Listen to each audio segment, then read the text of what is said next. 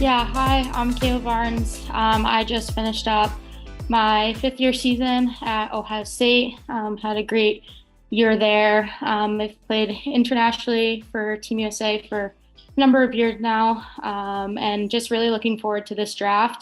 This is something we all dream of, and now that we have the opportunity to, be in this position, I think we're all really grateful and just looking forward to the opportunity. So super excited to be here. Yeah, hi everyone. I'm Sarah Fillier. I just finished up my extended Princeton career a couple weeks ago, and super excited for the upcoming draft. I've played internationally at four world championships now and the 2022 Olympics, and having the opportunity to kind of come out of college at the perfect time and kind of transition to this draft is super special and kind of a once in a lifetime opportunity. But thanks for everyone who set up this call, and thanks for everyone for being here. And covering women's hockey is a huge part of its success and its buzz this year. So I'm excited to the next 20 minutes.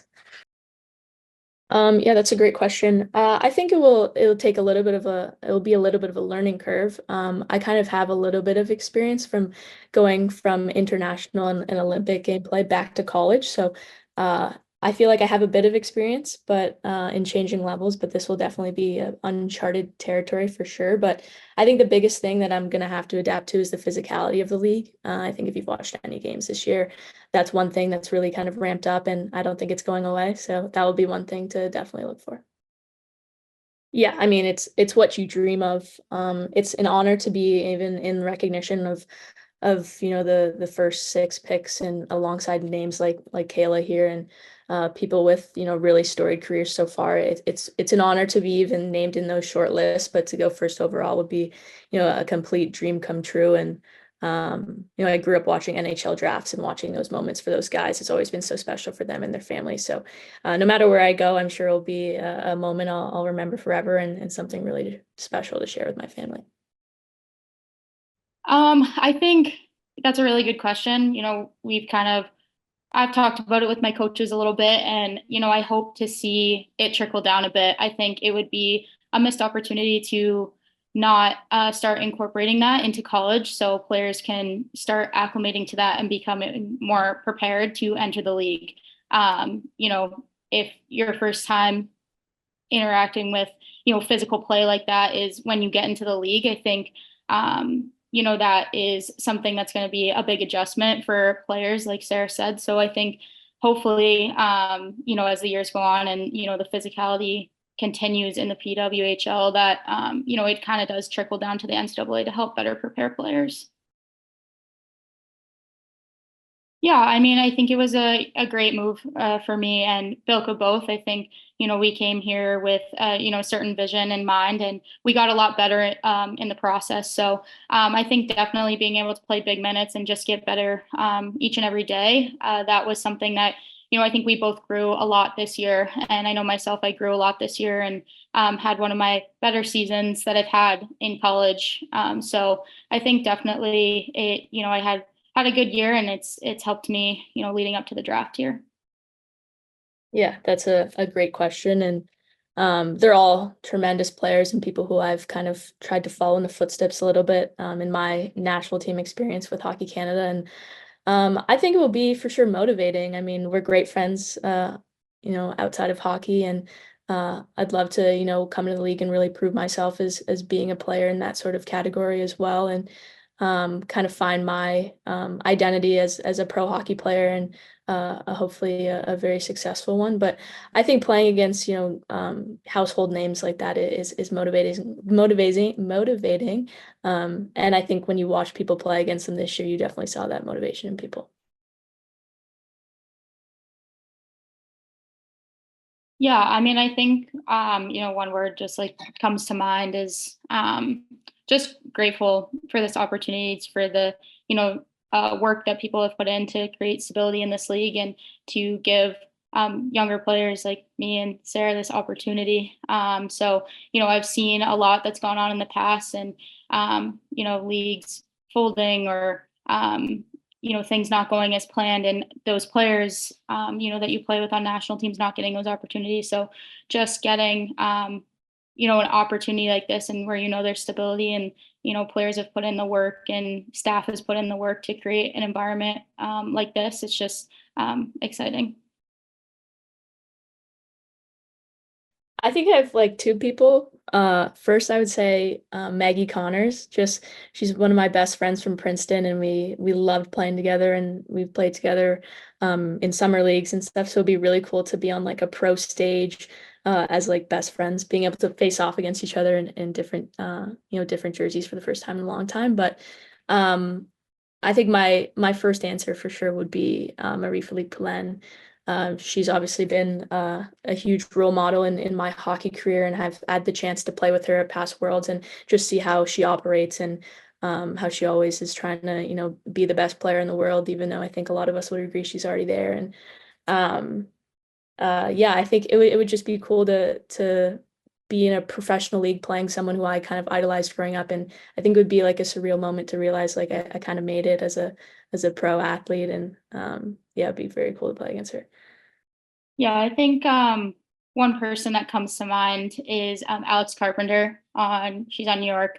Um, she's a BC alum. I've looked up to her for so many years. I've gotten the opportunity to know her through training and being on national teams. And she's one of the hardest players to defend. She's strong. She's fast. She's so talented and smart. So, at USA camps, it's always fun but hard to play against her. So looking forward to playing against her in a pro stage and seeing what that's like.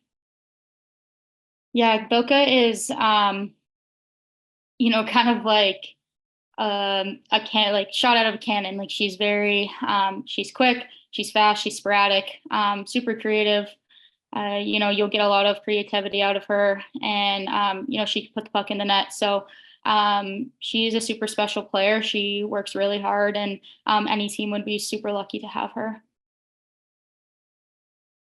Yeah, I mean, I think it just shows how women's hockey is trending. And, it's trending upward, and players are getting better, and players are coming from everywhere nowadays. So, you see it at, women's worlds, teams are, getting better. Games are close. It's amazing to see. And, when I was growing up, there wasn't a lot of women's hockey where I grew up. Same with Hannah, like Texas, not a hockey state. But now we can look back, and being older now, there's more hockey. It's growing. More girls want to play. And now being able to see the PWHL, I think it's even skyrocketing even more. So it's great to see people coming from, everywhere in the US, everywhere in Canada, Europeans coming over. I just think it makes the game that much stronger. Yeah, I think it means everything. It's a huge honor and privilege to be here. Like I said, it doesn't go unnoticed the amount of work that people before us have put in, and it's important to give credit where credit is due. I'm here because of what they did, and I have this opportunity because of those founders, so to say. So just super grateful for that, and now girls have a dream to look to and actually see physically, whereas when we were younger, that was just, a shot in the dark, a hope for one day. So that's just really exciting for the younger generations. Yeah, I think I'm a natural center. I played center my entire life, and the last 4 months of my season was my first kind of experience playing wing, and especially left wing. But yeah, I mean, I'm kind of willing and to play wherever the team that I go to needs me to play. I feel like I'm can play kind of different styles at center. I feel like I play a full 200-foot game, and can contribute both offensively and defensively. And then I feel like playing wing, it kind of opens up me a bit in the offensive zone, and I can kind of like fly the zone a bit more, and get a bit more threatening offensive chances off the rush. But I think it's made me better at both positions, especially breaking out and understanding where people are going to be, and where the best place to put the puck for people is. But yeah, I'm not set on a position for next year. It's probably just going to be in talks and conversations with GMs or coaches of wherever I end up. Yeah, just super excited. I think a lot of us have played against each other, have teammates that are going to be there, other, ex teammates that are going to be there. So I think just excited to see, some familiar faces. And then obviously just wanting to spend time with my family. It's a really special day and something that we've been dreaming of for so long. So just, without my family, I wouldn't be here. So just spending that day with them and, ultimately just being able to take it all in. And that's kind of my plan for draft day, but super excited. Not nervous, just going to take what comes. Whatever happens, I'm, going to be excited for, myself and the other draftees as well. Like I said, it's just a really cool experience all around. So just more excited for the day. Yeah, I would echo everything that Cayla said. Definitely some nerves surrounding it for sure. I've had my life pretty planned out and kind of knew what I was going to do.